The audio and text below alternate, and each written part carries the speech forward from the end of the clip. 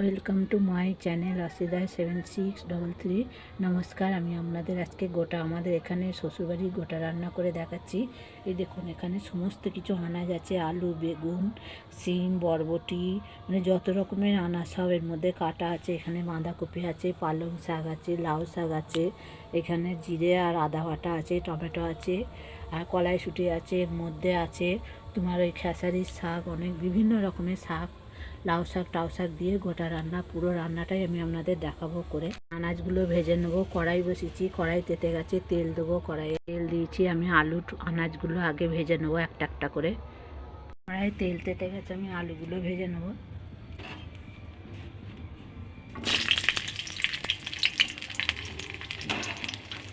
আলুগুলো এখানে সব আনাজ বড় বড় করে কাটতে হয়।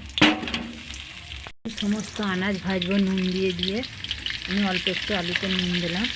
যত আনাজ আছে সব ভাজবো নুন দিয়ে। ভাজা হয়ে গেছে, এবার আমি গাজর, ওলকপি আর বিট একসঙ্গে ভাজবো, তিনটে একসঙ্গে।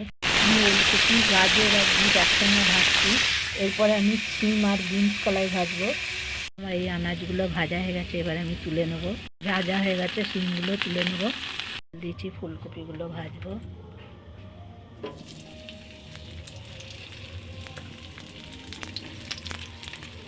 কপিটা ভাপিয়ে নিচ্ছি একটু, নুন দিয়ে একটু ভাপিয়ে নেবো। এদিকে ফুলকপি ভাজা বসিয়ে দিয়েছি। ফুলকপি সমস্ত আনাজ ভাজবো নিয়ে অল্প করে নুন দিয়ে দিয়েগুলো ভাজা হয়ে গেছে, তুলে নেবো। এবার আমি বেগুন ভাজবো। এবার বেগুনগুলো ছেড়ে দেবো, একটু নুন দিয়ে ভেজে নেবো। বেগুনগুলো ভাজা হয়ে গেছে, তুলে নেবো।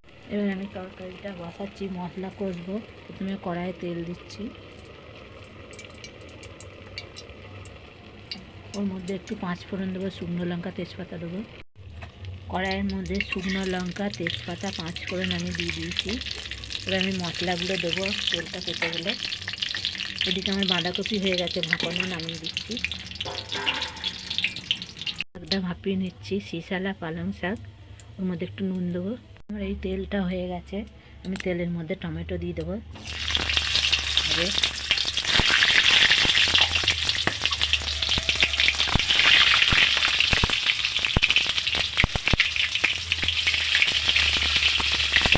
জিরে বাটাটাও দিয়ে দেবো।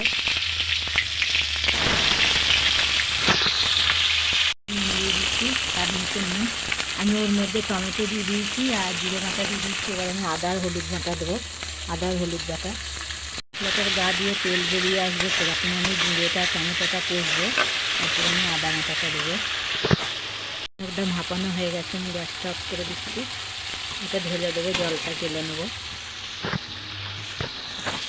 কাঁচা লঙ্কা দিয়েছি, আদা বাটাটা দিয়ে দিয়েছি, আর শুকনো লঙ্কা দিয়েছি দুটো, আর 8-10টা কাঁচা লঙ্কা দিয়েছি, আদা দিয়ে দিয়েছি। এবার ভালো করে কষবো। বাঁধাকপিটা দিয়ে দেবো।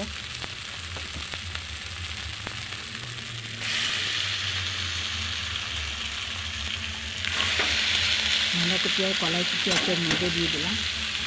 এবার কষবো অনেকক্ষণ ধরে। ওর মধ্যে সমস্ত আনাজগুলো দিয়ে দিলাম, ফুলকপি, বেগুন আর সিমটা বাদে সব আনাজ দিয়ে দিয়েছি। এবার কষবো অনেকক্ষণ ধরে। সমস্ত আনাজ দিয়ে দিয়েছি, খালি বেগুনটা পরে দেবো। আর সমস্ত আনাজ দিয়ে দিয়েছি, এতটা হয়েছে আমি নাড়তে পারছি না। দেখুন না কি কষ্ট হচ্ছে। সবশেষে আর দুটি দাও। সবশেষে আমি বেগুনটা দিয়ে দিয়েছি। এবার আমি একটু সামান্য অল্প একটু মিষ্টি দিচ্ছি, চিনি দিয়ে দিলাম। এবার আর একটু কষবো, ম্যাক্সিমাম যতক্ষণ জল বেরিয়েছে ততক্ষণ আমি কষেছি। আমার গোটা রান্না হয়ে গেছে, এই দেখুন হয়ে গেছে। এবার আমি নামাচ্ছি, গ্যাসটা অফ করে দিচ্ছি। যাও, এইভাবে আপনারা বানাবেন গোটা রান্না করেছি। অফ করে দাও।